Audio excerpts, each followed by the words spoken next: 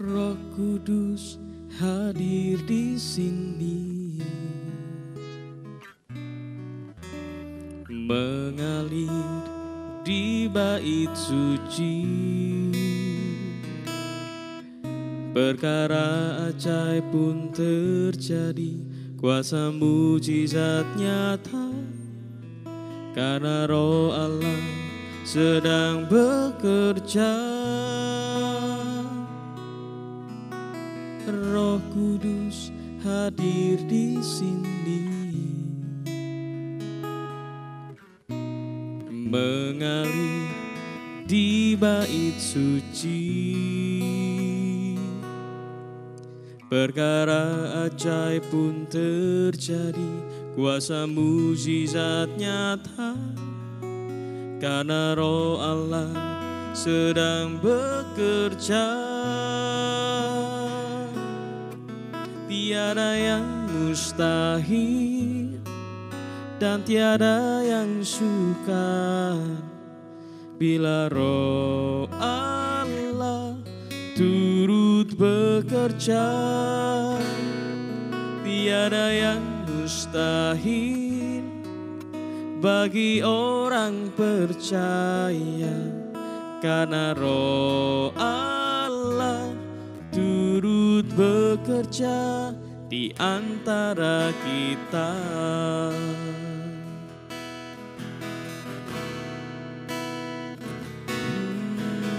Roh Kudus hadir di sini, mengalir di bait suci.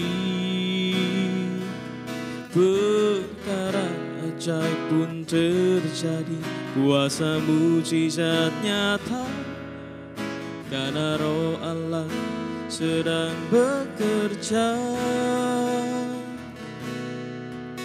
Dan Roh Kudus hadir di sini, mengalir di bait suci. Perkara ajaib pasti terjadi, kuasa mujizat nyata, karena Roh Allah sedang bekerja. Tiada yang mustahil dan tiada yang sukar bila Roh Allah turut bekerja. Tiada yang mustahil bagi orang percaya, karena Roh Allah turut bekerja. Tiada yang mustahil dan tiada yang sukar bila Roh Allah turut bekerja. Tiada yang mustahil bagi orang percaya, karena Roh Allah turut bekerja di antara kita.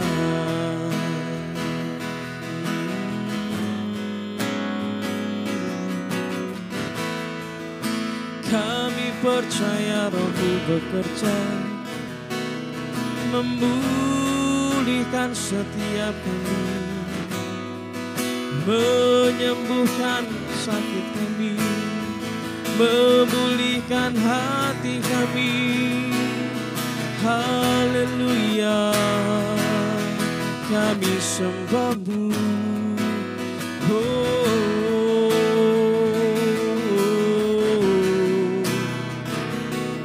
Kau turut bekerja, Kau turut bekerja dalam hidup kami, dalam hidup kami. Yesus, kami percaya, kami percaya, Kau turut bekerja, Kau turut bekerja. Terima kasih atas anugerah, Tiada yang mustahil dan tiada yang sukar bila Roh Allah turut bekerja. Tiada yang mustahil bagi orang percaya, karena Roh Allah turut bekerja di antara kita.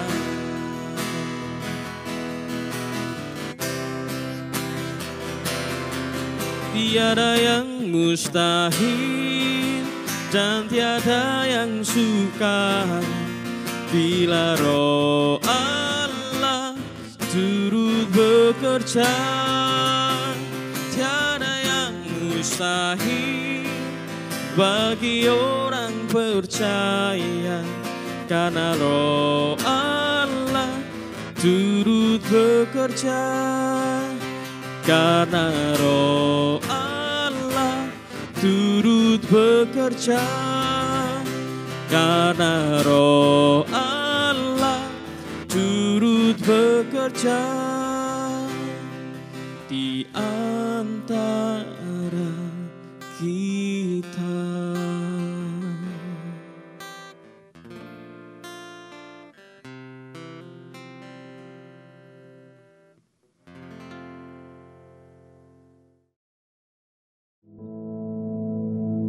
Our Father, which art in heaven, hallowed be thy name.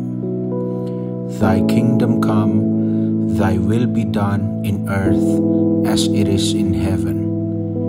Give us this day our daily bread, and forgive us our debts, as we forgive our debtors. And lead us not into temptation, but deliver us from evil. For thine is the kingdom, and the power, and the glory, forever. Amen.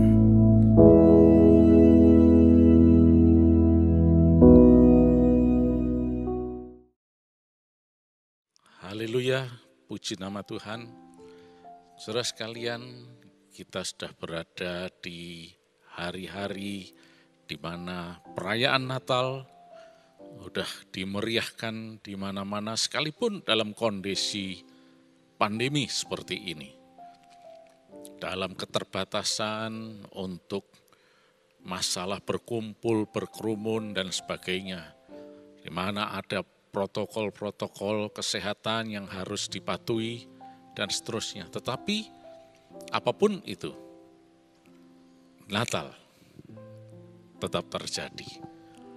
Sekalipun kita tidak harus berjumpa satu dengan yang lain, tetapi kita masih bisa bersukacita bersama-sama.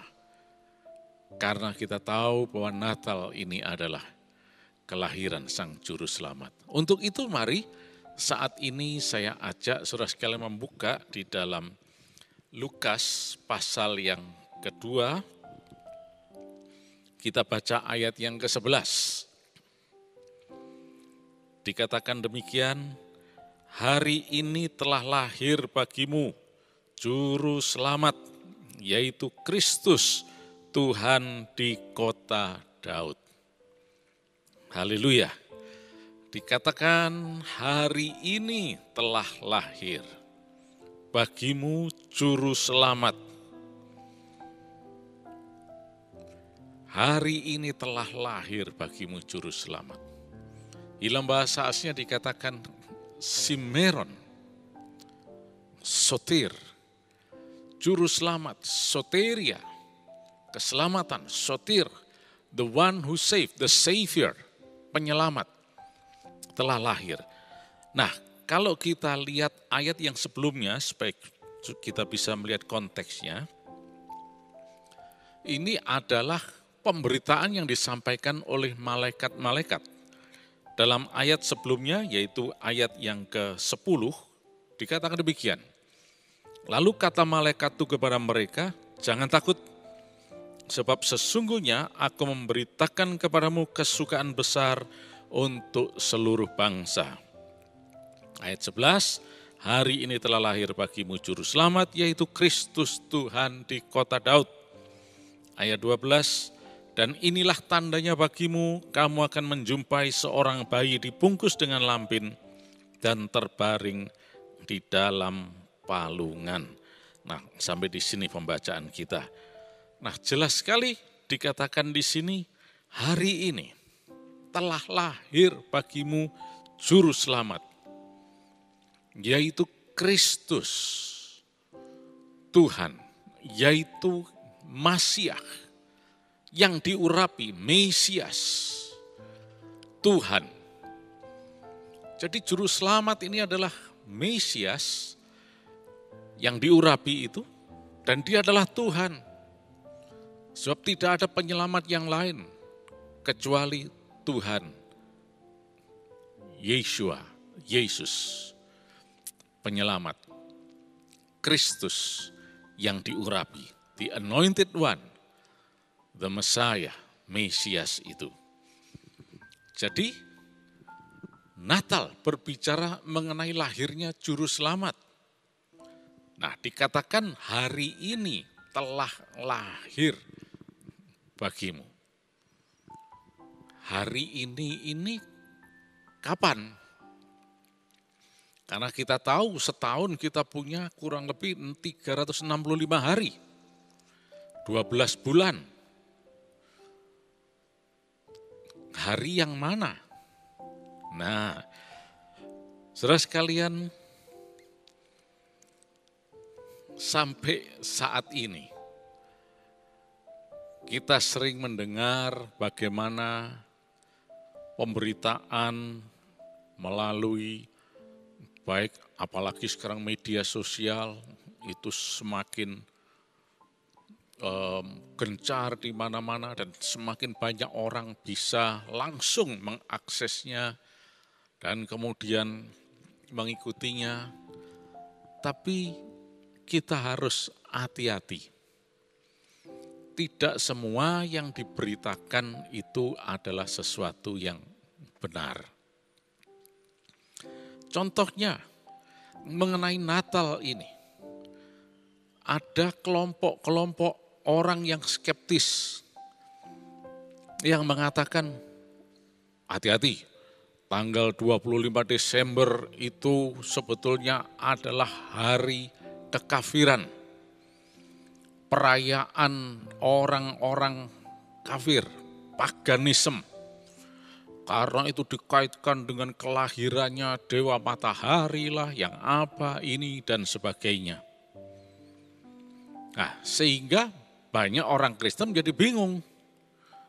Wah, saya enggak mau dong kalau disebut kafir atau merayakan hari kafir. Kalau betul tanggal 25 Desember itu hari kekafiran, mengapa kita harus merayakan Natal pada tanggal 25 Desember? Nah, akhirnya banyak yang bingung. Tidak sedikit gereja yang menjadi skeptis dalam hal ini. Udahlah, nggak usah Natal-Natalan lah. Daripada kita nanti jatuh ke dalam paganisme. Buktinya, coba aksesorisnya kan pohon cemara, pohon Natal. Nah, itu sudah menunjukkan adanya perayaan kekafiran. Ya, walaupun mereka coba memberikan referensi.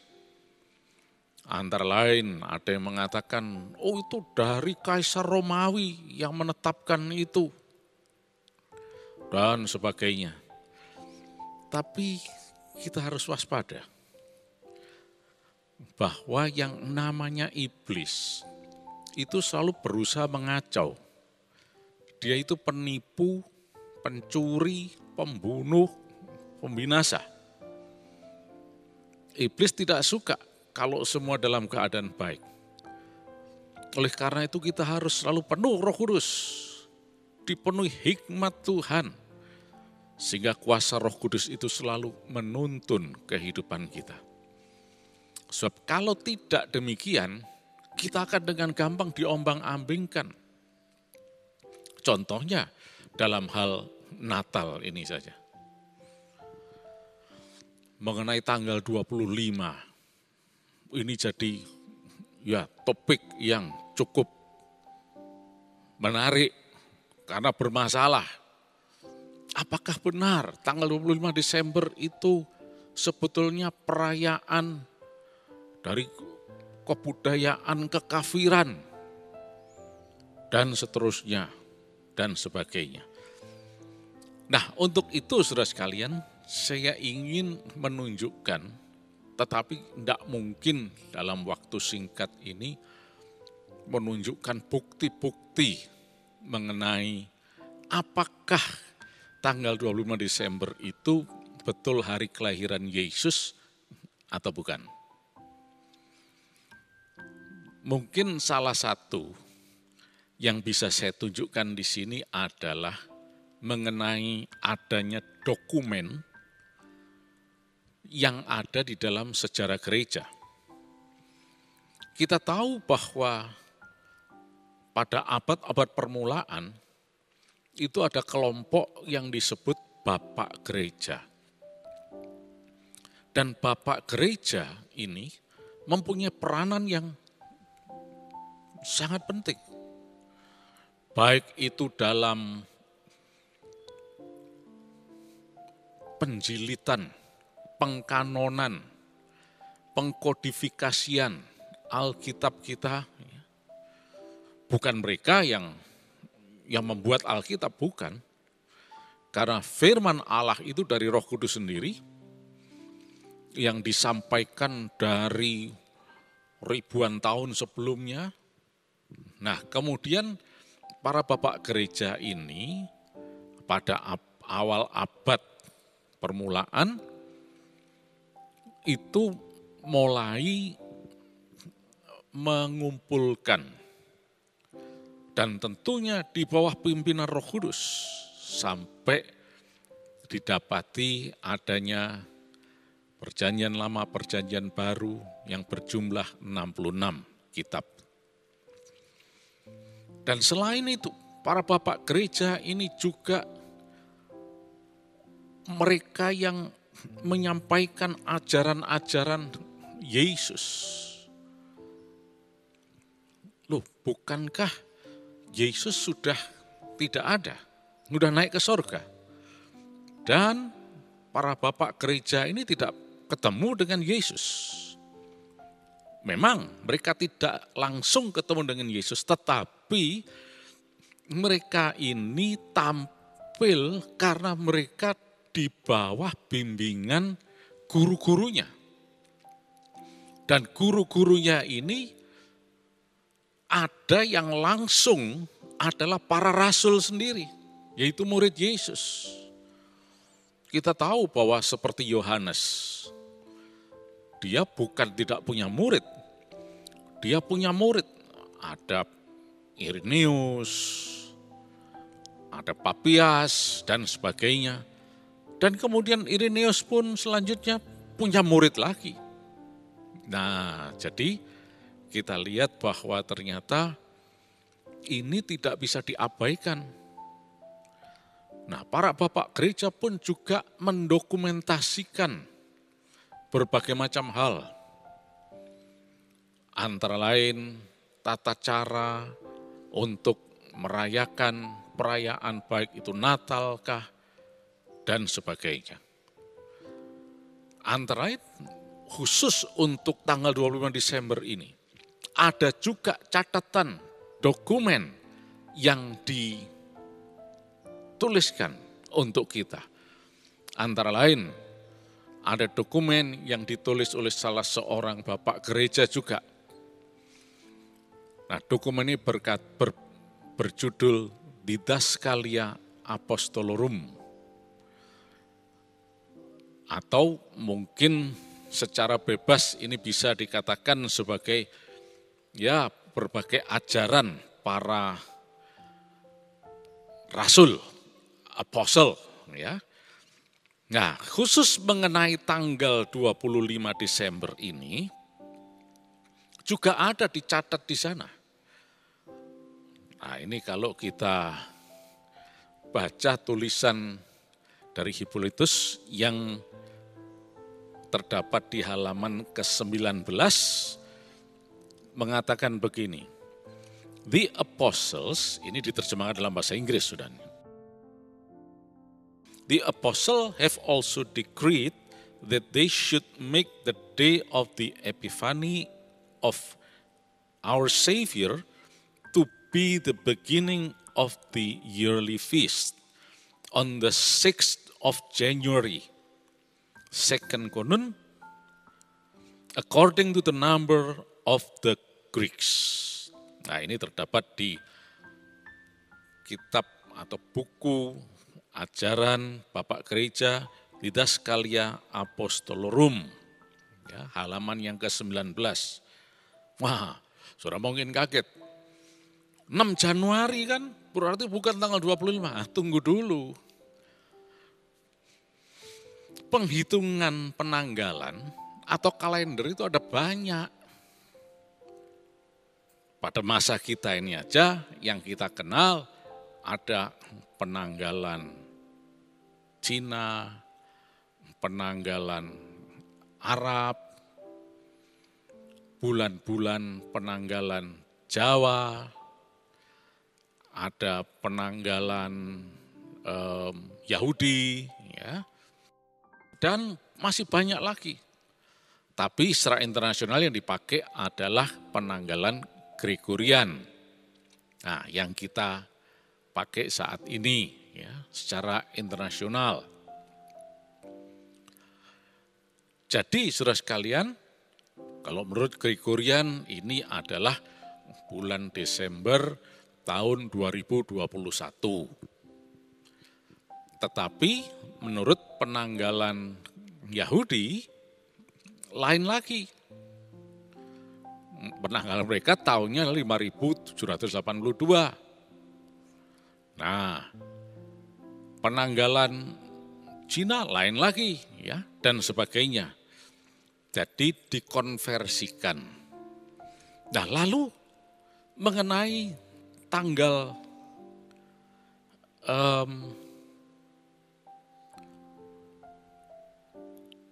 6 Januari tadi, ini adalah penanggalan menurut Julianus atau Julian Calendar, bukan Gregorian. Loh, lalu maksudnya apa? Menurut penanggalan Julianus, tanggal 6 Januari itu dikonversikan dalam penanggalan Gregorian, itu adalah tanggal 24 ke 25. Nah, jadi kalau kita berbicara mengenai penanggalan kita, Gregorian ini, itu adalah tanggal 25 Desember. Nah, ini salah satu.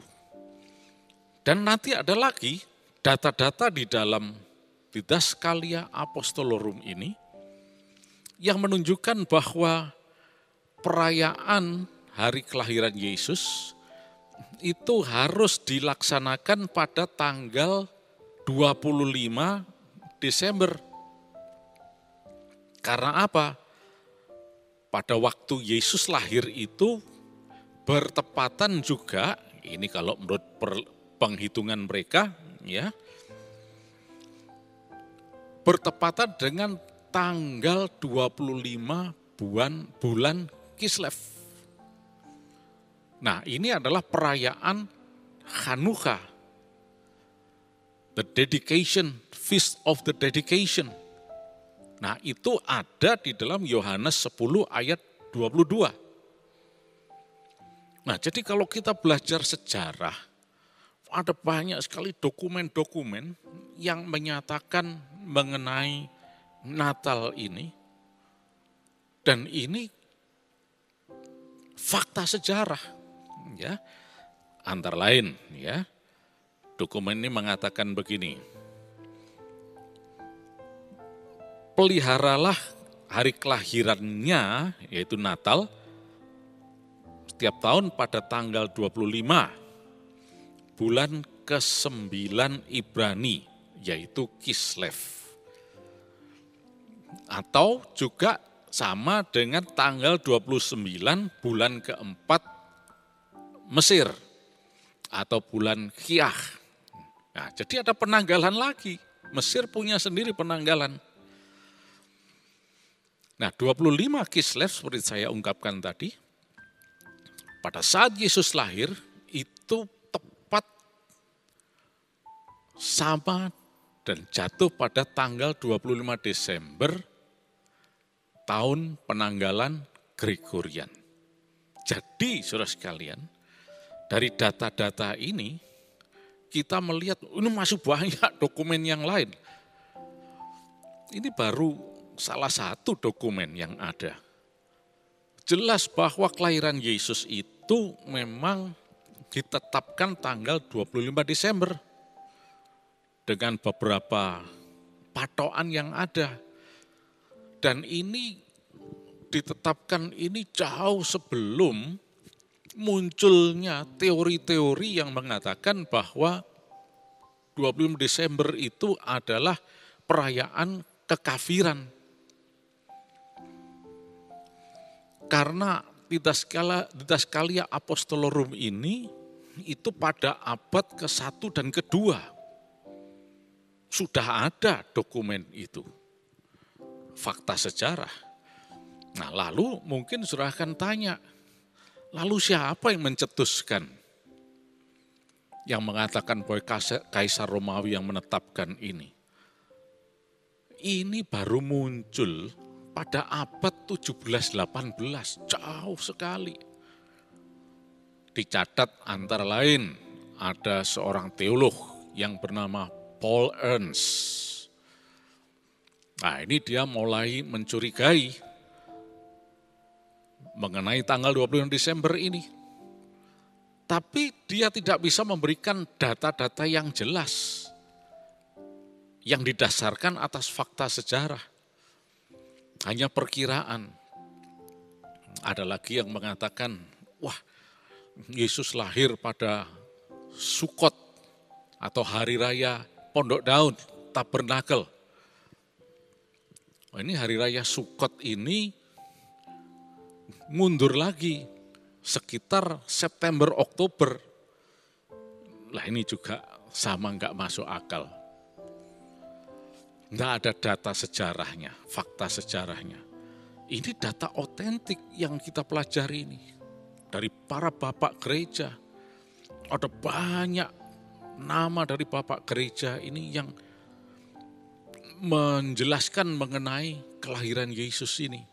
Nah, jadi saudara sekalian, untuk itu mari saat ini, saudara dan saya tidak perlu bingung.